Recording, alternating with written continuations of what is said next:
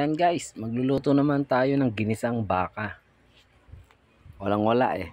Baka muna tayo ngayon. Ayan, dito. Pinirito ko muna yung patatas. Tapos time-lapse muna tayo habang nagigisa. Inuno ko dyan yung bawang. Sibuyas.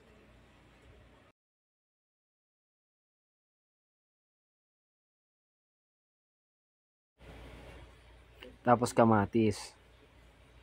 Yan, gisa lang natin sila. Pag samasamahin lang ang lahat.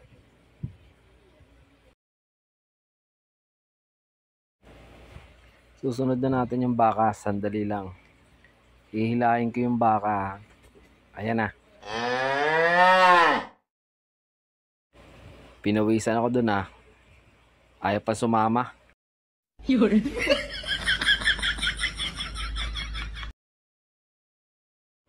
Tapos lagay na natin yung patatas.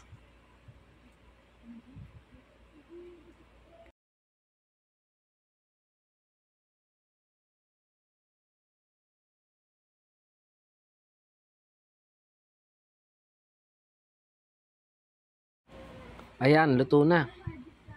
Kain na. Salamat sa panonood.